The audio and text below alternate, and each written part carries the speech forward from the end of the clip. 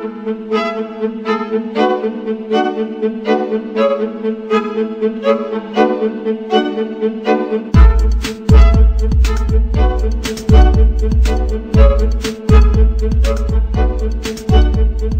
me tell you about Codex Alimentarius.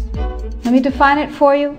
Let me help you understand the enemy. And let me assure you that absolutely nothing that I'm going to tell you is exaggerated, is interpolated, or is imagined. Everything I'm going to tell you is documented. And a great deal of it is documented on my website, which is www.healthfreedomusa, one word, healthfreedomusa.org. Let me back up and tell you that I've been watching Codex come toward us for about the last decade. And I've been watching the votes in Congress, which, God help us, is our bastion of support and protection against Codex, and I'll explain why that is. I've been watching the votes to protect our health freedom dwindle until finally in the 109th Congress, without a good deal of activity, we didn't have the votes to protect us. I've been watching Codex accelerate, and I've been watching it expand, and I've been getting more and more troubled. Let me give you a brief rundown of Codex then. After the Second World War, the Nuremberg tribunals were held, in which people who had committed crimes against humanity were judged by the world community in a court run by the United States and Britain, and they were sentenced to terms in prison if they were found guilty of crimes against humanity.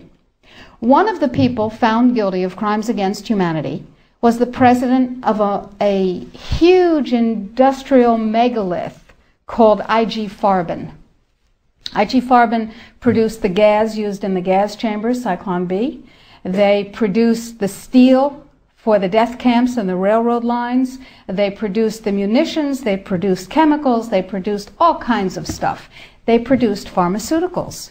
Big, big, big, big pharmaceutical company. So the president of I.G. Farben was convicted of crimes against humanity. Now, he's a sort of artistic fellow and creative. He was the one who was responsible for the slogan that people saw as they entered Auschwitz, usually for the last time. Arbeit macht frei. Work brings freedom. Creative sort of fellow. So he was sitting in jail and he said, well, that didn't work. What else can we do? I've got it. Food. He who controls food controls the world. So when he got out of jail, he went to his UN buddies and he said, have I got an idea for you? If we take over food worldwide, we have power worldwide. And his UN buddies said, cool idea. And so they created a trade commission. That's a very important pair of words, a trade commission called the Codex Alimentarius Commission. It is not a public health commission. It is not a consumer protection commission. It is a trade commission. Trade is about what? Money. Business. Trade is about profit.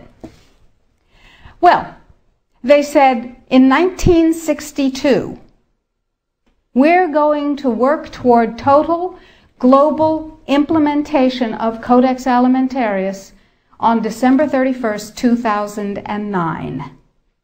Long term. And they set up a bunch of committees on fish and fishery, fats and oil, fruits and vegetables, ground nuts, nutrition and foods for special dietary uses, and so on. There are currently about 27 Codex Committee. There are regional organizations. There are task forces and so on. So it's a huge bureaucratic monstrosity. It's immense. Codex has promulgated well over 4,000 guidelines, standards, and regulations on everything which can legally be put into your mouth, with the exception of pharmaceuticals. They are not part of Codex. Important. Now, Codex standards have no legal weight whatsoever. Zero. So who cares about them? They're just standards. So we're talking about an industry-dominated, regulation-setting organization, but if it has no legal standing, who cares, right? Here's the history of Codex Alimentarius before 1962. The Austro-Hungarian Empire said, we need rules by which the courts can rule on cases involving food. So we'll have regulations and rules that the courts will enforce. That's how they get their weight. That was called the Codex Alimentarius, and it was put into place around 1893 and lasted until the end of the Austro-Hungarian Empire in the First World War. So the idea was there in the Germanic tradition. We need rules, lots of rules, lots and lots of rules. We need a lot of rules. Let's have rules for everything to do with food. So it was sort of a natural extension for the German industrialists to say, we'll go back to the good old days of Codex Alimentarius, back when we had them in the Austro-Hungarian Empire. Cool. So they started promulgating their rules and regulations, and they were voluntary. They were sort of guidelines. Now, Codex Alimentarius Commission is administered by the World Health Organization, WHO, and the FAO, the Food and Agriculture Organization. They fund Codex and they run it at the request of the UN. So they're mommy and daddy to Codex Alimentarius. And that's very interesting because they're supposed to be about health and food worldwide. Some conflicts of interest that we'll talk about. So Codex started promulgating regulations and rules, and the way that's done is that the committees work up a rule, a standard, a guideline, a regulation, and then they get it to what's called Step 8, which is the final step in their administrative process, and then it's presented to the Codex Alimentarius Commission for ratification, like the vitamin and mineral guideline was presented to the Codex Alimentarius Commission on July 4th this past summer. It was ratified, it was approved by consensus, and it is now, despite the propaganda that you're going to hear, if you ever hear about it in the media, it is now mandatory upon any member country of the WTO, the World Trade Organization. Well, what in the world do they have to do with it? And the answer is everything. The World Trade Organization, you see, accepted Codex when the World Trade Organization was formed in 1994. Okay?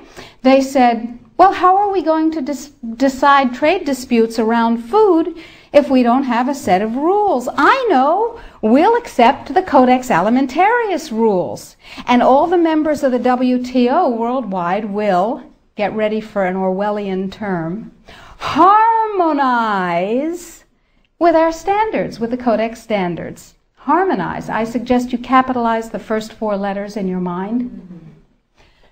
So everybody's supposed to harmonize with Codex. And when they harmonize with Codex, then if they get pulled into the World Trade Organization dispute resolution process, they have a chance of winning. Because, here's the kicker. You ready for this one?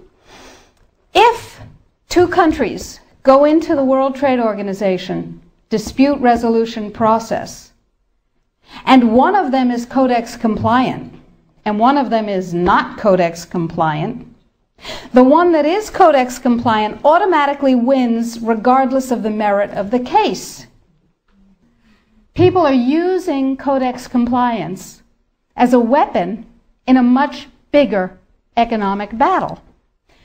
So, every country in the world is racing to do what? To become Codex compliant. So, in the United States, the situation is, okay, how do we become Codex compliant when we have laws that protect us? And you have to remember that Codex does not serve consumer well-being, does not serve health. It serves what I call the 5 bigs. Big Pharma, Big Chema, Big Biotechna, Big Agribiz, and Big Medica. Little you and little me are not served by Codex in the least.